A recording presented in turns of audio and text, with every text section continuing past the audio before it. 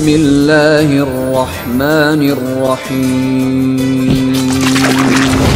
Di segmen berikut kita akan mengetahui tentang kisah Rayap sebagai penanda wafat Nabi Sulaiman. Ternyata Allah bisa mengobati dirinya sendiri ketika sakit. Kisah Nabi Yunus dan ikan paus. Apa benar kalau dia itu binatang bodoh? Inilah 23 hewan yang tercatat di dalam Al-Quran bagian kelima. Jangan kemana-mana, tetap stay tune di channel ini ya.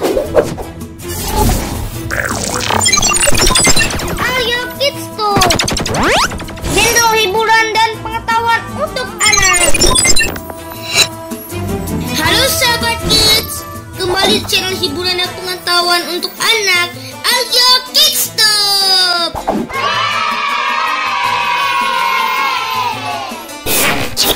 Assalamualaikum sahabat Kids. Di episode sebelumnya kita sudah menyaksikan tentang fakta penciptaan lalat yang menakjubkan, kisah Semut dan Nabi Sulaiman.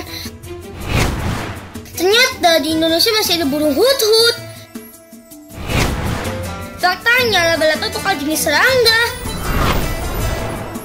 Nah, di segmen kali ini Ali masih melanjutkan informasi tentang 23 hewan yang tercatat di dalam Al-Quran sesuai dengan urutan surah bagian kelima. Tidak perlu berlama-lama, mari kita simak informasinya. Rayap. Tapi jangan lupa, bagi yang belum berlangganan, silakan like, subscribe, dan tekan tanda loncengnya ya. Terima kasih. Sahabat Kids, rayap adalah jenis serangga yang terkenal sebagai hama perusak benda yang ada di sekitar rumah yang terbuat dari kayu, sehingga hewan ini tidak disukai oleh manusia.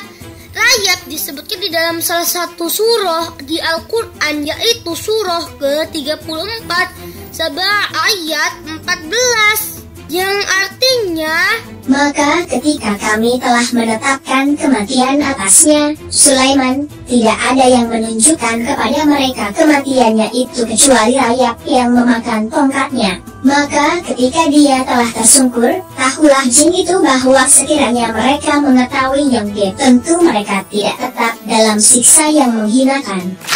Di dalam ayat tersebut dikisahkan tentang Nabi Sulaiman yang juga seorang raja wafat dalam posisi duduk di atas 3 sandal sembari bersandar pada tongkatnya. Untuk beberapa lama tak ada seorang pun yang tahu bahwa Nabi Sulaiman telah wafat, termaksud bangsa jin.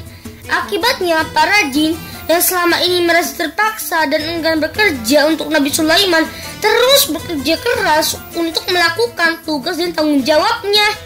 Kemudian Allah mengutus Rayap untuk menggerogoti tongkat yang menjadi tumpuan Nabi Sulaiman sehingga tubuhnya tersungkur ke lantai. Sejak saat itu diketahui bahwa sang Nabi telah tiada. Masya Allah. Sahabat Kids, walaupun Rayap terkenal sebagai serangga perusak, namun faktanya peran serangga ini dalam ekosistem sangat penting loh. Oke. Nah, berikut ini beberapa fakta tentang Rayap yang belum banyak kita ketahui. Yuk kita simak bersama. Rayap harus hidup berkelompok karena jika berpisah ia tidak akan bisa bertahan hidup dan akan mati. Hingga saat ini diketahui terdapat 2.500 spesies rayap di seluruh dunia dan 5 di antaranya ada di Indonesia, yaitu rayap kayu lembab. Rayap kayu lembab adalah jenis rayap yang menepati dan membuat sarang pada kayu-kayu mati yang lembab dan tidak bersentuhan dengan tanah. Rayap kayu kering. Rayap kayu kering adalah rayap yang membuat sarang pada kayu-kayu kering dan tidak lembab serta tidak bersentuhan dengan tanah. Rayap tanah. Rayap tanah merupakan jenis rayap yang bersarang di dalam tanah yang kaya akan kandungan bahan organik dan tanah humus. Rayap subteran. Rayap subteran ialah jenis rayap yang bersarang pada kayu yang telah membusuk dan terpendam dalam tanah. Rayap pohon. Rayap pohon adalah rayap yang tinggal dan bersarang di pohon-pohon hidup dan tidak bersentuhan dengan tanah. Dalam koloni rayap terdapat 3 kasta, yaitu kasta pekerja yang bertugas sebagai macam diantaranya merawat, ratu, mencari makan, membuat sarang, menyediakan tempat bagi koloni kasta baru dan lainnya. Kasta prajurit bertugas menjaga sarang dari serangan predator dan selain itu juga mengawal rayap pekerja dalam mencari makan. Kasta reproduktif atau laron adalah rayap yang bersayap dan satu-satunya rayap yang bisa menghasilkan keturunan. Laron ini tergolong spesial. Mereka akan diberikan nutrisi terbaik oleh raja pekerja karena dipersiapkan untuk membuat koloni baru. Ketika menginjak dewasa, laron akan keluar dari sarangnya dan mencari pasangan untuk kawin. Ini biasanya terjadi ketika musim hujan tiba. Laron akan terbang mencari sumber cahaya untuk menghangatkan tubuh serta mencari pasangan hidup. Mereka yang berhasil mendapatkan pasangan kemudian membuat koloni baru menjadi calon ratu dan raja. Namun dari sekian banyak laron yang terbang, hanya 10% saja yang berhasil mendapatkan jodoh, yang lainnya mati. Satu rayap mampu bertelur hingga 15 telur setiap detik dan akan terus bertelur hingga mati. Usia ratu rayap dapat hidup hingga 50 tahun. Ratu rayap memiliki ukuran yang sangat besar hingga 11 cm, namun sang raja hanya berukuran 2 cm saja. Rayap tidak pernah tidur. Rayap pekerja bekerja sepanjang tahun dengan usia hidup selama 2 tahun. Rayap memiliki enzim khusus yang dapat melunakkan kayu sebagai makanan utamanya. Rayap-rayap akan membangun gundukan sarang mereka menggunakan kotoran dengan campuran tanah, lumpur, dan bubur kayu. Beberapa di antara gundukan yang dapat ditemukan bahkan tingginya mencapai 9-14 meter. Hanya rayap produktif atau laron yang memiliki mata, sedangkan rayap pekerja dan rayap prajurit terakhir tidak memiliki mata alias buta. Sarang rayap dapat bermanfaat sebagai penyubur tanaman dan sebagai penunjuk adanya cadangan air yang dibutuhkan makhluk hidup. Jika ada rayap yang malas-malasan atau sakit, maka rayap itu akan dimakan oleh temannya sendiri. Rayap termasuk serangga penganut monogami atau setia dengan pasangannya. Dalam satu koloni hanya akan ada 1 ratu dan 1 raja yang perannya berkembang biak dan tak akan mencari pasangan lain seumur hidup kecuali pasangannya mati. Meski rayap dianggap sebagai hama pengganggu karena sering merusak barang-barang dari kayu, laron memiliki banyak sumber protein. Di beberapa daerah di Pulau Jawa, laron disajikan sebagai cemilan yang digoreng seperti rempeyek. Nah, demikian informasi tentang rayap. Bagi kalian yang suka dengan video ini, tolong dikasih like-nya ya. Jazakumullah khairan. Domba. Sahabat kids, domba atau biri-biri adalah hewan berkaki 4 dan memiliki bulu yang tebal yang masih berkerabat dekat dengan kambing. Domba disebutkan dalam Al-Quran, di antaranya di surah Al-An'am ayat 143, surah Al-Anbiya ayat 78, surah An-Nahl ayat 80, surah As-Saffat ayat 107, surah Sad ayat 24, dan surah Toh ayat 18. Sahabat kids, perlu kita ketahui bersama bahwa di dalam sejarah Islam, domba memiliki peran yang istimewa. Dan berikut beberapa keistimewaan domba dalam sejarah Islam. Tahukah kita bahwa kurban domba yang dilakukan oleh manusia pertama kali yaitu dipersembahkan dari Habil dan Qabil, anak dari Nabi Adam alaihi salam. Namun yang diterima Allah hanyalah kurban milik Habil karena dilakukan dengan ikhlas. Kemudian domba persembahan Habil inilah yang kemudian diberikan kepada Nabi Ibrahim alaihissalam sebagai pengganti putranya Nabi Ismail alaihissalam waktu akan disembelih. Nabi Musa alaihissalam bertemu istrinya yang bernama Safura waktu beliau menjadi penggembala domba milik calon ayah mertuanya, yaitu Nabi Syuaib alaihissalam. Nabi Muhammad SAW semasa kecil beliau pernah menjadi penggembala domba. Hampir semua Nabi dan Rasul pernah menjadi penggembala domba. Dan ternyata Umar bin Khattab juga pernah menggembala yang hebat loh.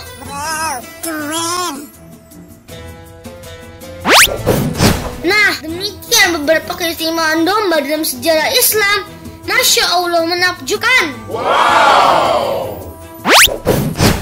Sahabat kids, selain itu domba juga selalu berperan penting dalam kehidupan manusia, yaitu sebagai bahan pangan dan sandang karena domba dapat menghasilkan wool, susu dan daging. Membuktikan bahwa domba adalah salah satu hewan ternak yang hidup bersosial dan mereka suka berkelompok saat mencari makan. Tidak seperti sapi, domba lebih selektif dalam memilih rumput sebagai makanannya, yaitu rumput yang segar dan terhindar dari racun. Selain itu, ada beberapa fakta unik tentang domba yang belum banyak orang ketahui. Apa sajakah itu? Berikut diantaranya. Domba memiliki penglihatan yang sangat tajam, pupil matanya berbentuk persegi panjang. Jangkauan penglihatan domba mencapai 270 dan 320 derajat, sedangkan manusia hanya 155 derajat, sehingga domba tidak perlu menengok ke belakang ketika melihat objek di belakangnya. Domba memiliki daya ingat yang sangat baik. Domba dapat mengingat setidaknya 50 domba-domba lainnya dan juga manusia selama bertahun-tahun karena domba mempunyai proses saraf yang sama seperti manusia dalam hal mengingat. Domba bisa menyembuhkan dirinya sendiri saat sedang sakit. Domba bisa memilih sendiri tanaman mana saja yang bisa menyembuhkan penyakitnya tanpa perlu bantuan pihak lain. Domba yang obesitas atau sedang hamil tidak bisa bangun sendiri ketika jatuh, jadi perlu bantuan manusia. Oh my god. Induk domba mampu mengenal anaknya walaupun dari jarak jauh. Ternyata domba memiliki pemimpin dalam setiap kawanannya. Domba merino adalah jenis domba yang banyak dikembangkan di Indonesia karena penghasil daging yang baik dan cepat pertumbuhannya.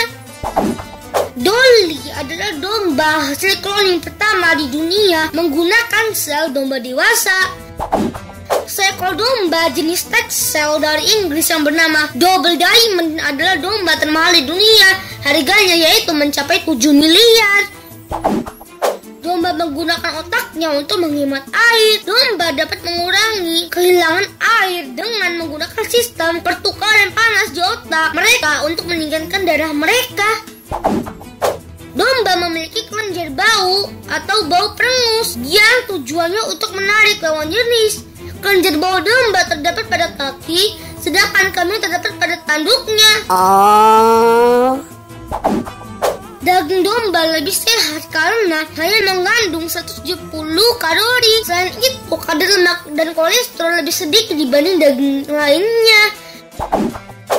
Domba Argali, domba Urial, dan domba Muflon adalah domba liar yang merupakan nenek moyang dari domba ternak. Dilansir dari laman Headline, susu domba mengandung lebih banyak protein dan kalsium daripada susu sapi. Selain itu, susu domba dapat membantu tubuh menyerap nutrisi lebih efektif loh. Nah, sahabat kids, demikian beberapa fakta tentang domba. Bagi kalian yang suka dengan video ini, jangan lupa kasih like-nya ya. Jazakumullah khairan. Ikan paus. Paus merupakan satwa dari kelompok mamalia yang hidup di lautan. Paus disebutkan di dalam Al-Quran, salah satunya di surah ke-37 Asy-Syaffat ayat 142 sampai 144 juz 23. Di dalam surah itu mengisahkan tentang Nabi Yunus alaihissalam yang ditelan oleh ikan paus. Kisah itu bermula karena Nabi Yunus diangkat menjadi nabi oleh Allah Subhanahu wa taala pada umur 33 tahun. Kemudian Nabi Yunus ditugaskan untuk mensiarkan agama Allah kepada kaum Ninawa. Saat ini bangsa Irak yang menyembah berhala. Namun hingga bertahun-tahun mensiarkan agama Allah, Nabi Yunus mendapatkan penolakan dan penghinaan dari kaum Ninawa. Bahkan hanya 2 orang saja yang mempercayainya, yaitu bernama Rubil dan Tanu. Hingga pada suatu hari Nabi Yunus alaihissalam tak sabar dengan apa yang dialaminya dan memilih meninggalkan kaum Ninawa sambil berdoa kepada Allah supaya membalas perbuatan mereka. Tak lama datanglah badai, petir, dan angin kencang menyapu ladang-ladang, juga gempa yang merobohkan rumah mereka. Kaum Ninawa menyadari kebenaran peringatan Nabi Yunus. Kemudian mereka mencari Nabi Yunus untuk bertaubat. Nabi Yunus dan Tanu meninggalkan kaum Ninawa menggunakan kapal. Tetapi di tengah perjalanan Allah menurunkan awan hitam dan ombak di kapal Nabi Yunus yang membuat kapal oleng. Kemudian nahkoda memerintahkan untuk membuang barang-barang bawaan supaya penumpang selamat. Namun kenyataannya kapal tetap oleng. Kemudian mereka mengadakan ujian untuk menentukan siapa yang harus dikeluarkan dari kapal. Saat undian pertama dilakukan, Nabi Yunus terpilih. Namun sebagai penumpang tidak setuju karena Nabi Yunus seorang yang taat. Kemudian undian diulang hingga 3 kali, namun nama Nabi Yunus yang selalu terpilih. Akhirnya Nabi Yunus menerima dan menganggap bahwa itu takdir Allah Subhanahu wa taala. Sambil berdoa kepada Allah, akhirnya Nabi Yunus terjun ke laut. Setelah terjun ke laut, Nabi Yunus terombang-ambing di lautan bebas. Kemudian datanglah ikan paus yang menelan Nabi Yunus atas perintah Allah Subhanahu wa taala. Di dalam perut ikan paus, Nabi Yunus bertahan hidup dengan memakan ikan-ikan kecil dan telan ikan paus. Di dalam perut ikan paus, Nabi Yunus merenungi kesalahannya karena Allah memerintahkan untuk tetap berdakwah, tetapi Nabi Yunus malah meninggalkan kaum Ninawa. Nabi Yunus lantas bertobat dan memohon ampun kepada Allah sambil beristighfar. Berikut lantunan doa tobat yang diucapkan Nabi Yunus saat berada di dalam perut paus. La ilaha illa anta subhanaka inni kuntu minaz zalimin. Artinya, tidak ada Tuhan selain Engkau. Maha suci Engkau. Sungguh aku termasuk orang-orang yang zalim. Di perut paus dengan keadaan gelap, Nabi Yunus berhenti meminta pengampunan kepada Allah selama 40 hari berturut-turut. Allah lalu mengabulkan doa Nabi Yunus dan mengeluarkan Nabi Yunus ketika paus berada di daratan. Nabi Yunus pun berenang ke tepian. Saat tiba di daratan, Nabi Yunus langsung bergegas menuju Ninawa. Setibanya di Ninawa, ia disambut oleh masyarakat yang sudah bertobat dan menanti kedatangan Nabi Yunus. Nah, dari kisah Nabi Yunus ini, kita dapat mengambil pelajaran yang sangat penting, yaitu Nabi Yunus mengajarkan untuk tidak pernah berhenti menyuruh kebaikan pada berbagai orang walaupun mendapat penolakan. Nabi Yunus mengajarkan untuk selalu meminta pertolongan kepada Allah. Nabi Yunus mengajarkan untuk bersabar dalam memohon berdoa. Sahabat Kis, demikian kisah tentang Nabi Yunus dan ikan paus. Masya Allah, sangat menginspirasi bukan? Wow, amazing. Berdasarkan penemuan fosil yang ada, ikan paus sudah ada sejak 50 juta tahun yang lalu. Wow. Dan berikut fakta lain tentang ikan paus yang perlu kita ketahui. Ikan paus adalah ikan yang memiliki ciri-ciri seperti hewan mamalia, yaitu bernafas menggunakan paru-paru, berkembang biak dengan melahirkan, mempunyai kelenjar susu, berdarah panas, berambut, dan mempunyai jantung dengan 4 ruang. Ikan paus dikelompokkan menjadi 2, yaitu paus tidak bergigi Mycetacea dan paus bergigi Odontoceti. Okay. Paus bergigi berkerabat dengan lumba-lumba dan pesut. Makanannya berupa mamalia laut, ikan kecil, dan sotong. Oh. Paus tidak bergigi berukuran lebih besar daripada paus bergigi dan mempunyai struktur yang dikenal sebagai balin yang berbentuk sikat. Balin berguna untuk menyaring plankton yang merupakan makanannya. Ikan paus bisa hidup hingga 200 tahun. Paus biru diyakini sebagai paus terbesar di dunia, yaitu mencapai panjang 33 meter dan bobot 181 ton. Paus narwhal adalah paus yang memiliki tanduk panjang lurus seperti unicorn. Paus bungkuk adalah paus yang memiliki sirip terpanjang dan suka melakukan atraksi melompat di udara.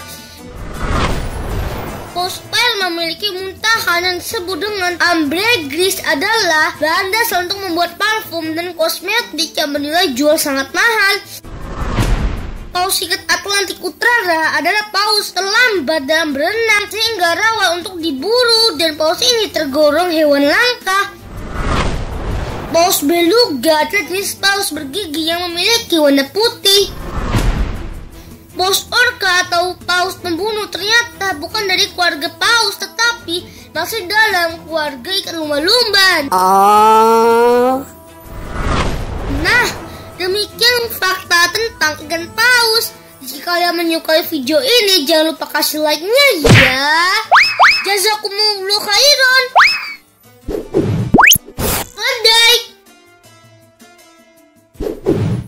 Keledai disebutkan di dalam Al-Quran, di antaranya di surah ke-62 Al-Jumu'ah ayat 5, surah ke-74 Al-Mudatsir ayat 49-51, dan surah ke-31 Al-Luqman ayat 19. Dan salah satu kutipan surat Al-Luqman ayat 19 yang artinya, dan sederhanalah kamu dalam berjalan dan lunakkanlah suaramu, sesungguhnya seburuk-buruk suara ialah suara keledai.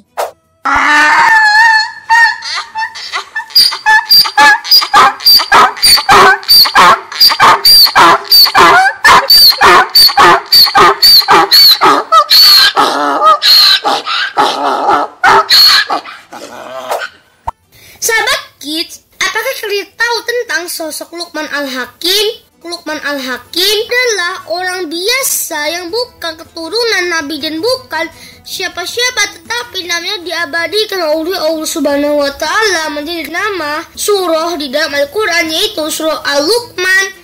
Kisah tersebut terjadi di zaman Nabi Daud alaihi salam, di mana kisah tersebut waktu dijadikan teladan dari kita semua, khususnya umat muslim.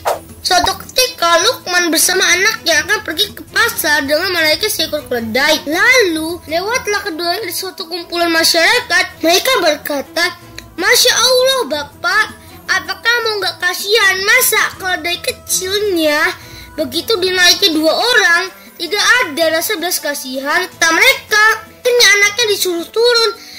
Lalu bertemu lagi dengan kumpulan masyarakat yang berbeda.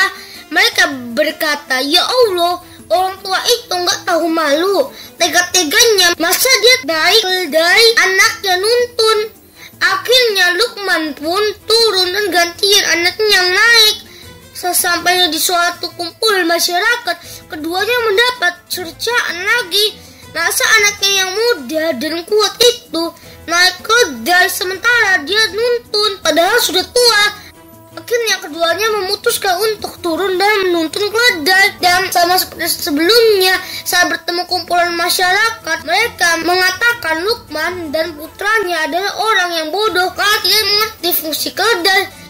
Luqman Al-Hakim lalu memahami betapa kayanya Allah Subhanahu wa Ta'ala dalam menciptakan manusia lengkap dengan pola pikirnya. Selain kisah tersebut, masih banyak kisah lain dari Luqman Al-Hakim dan anaknya yang menjadi contoh dalam mengambil keputusan.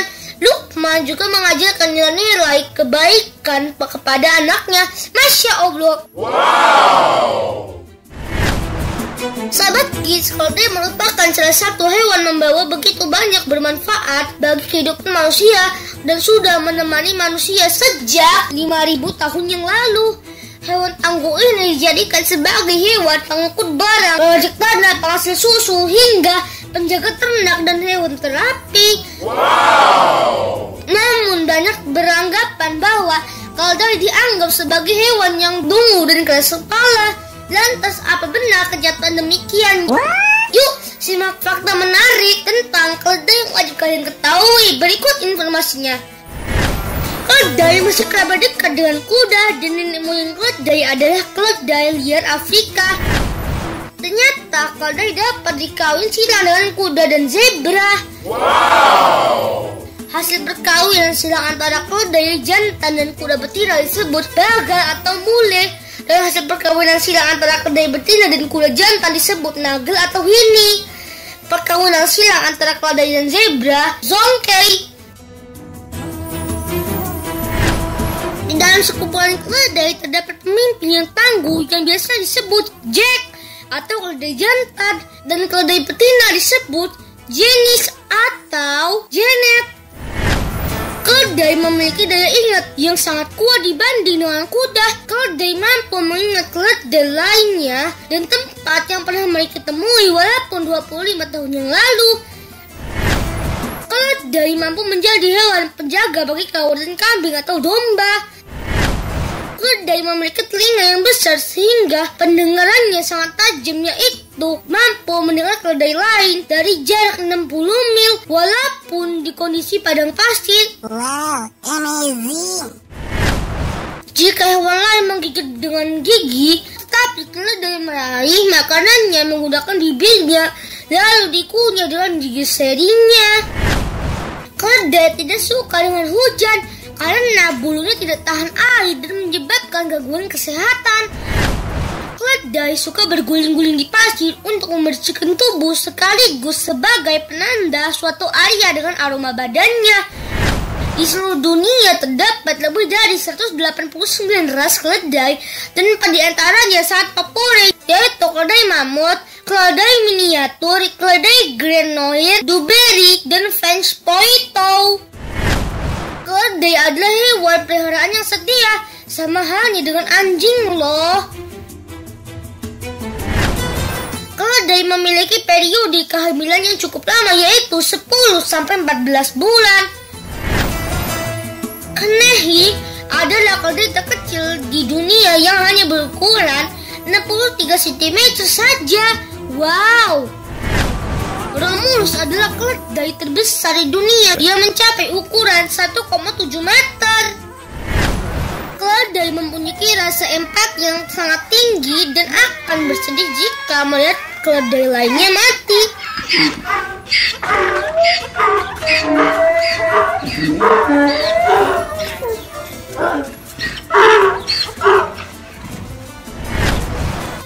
Walaupun keledai sering diidentikan dengan sifatnya yang keras kepala, namun itulah cara keledai untuk melawan ancaman dan bertahan.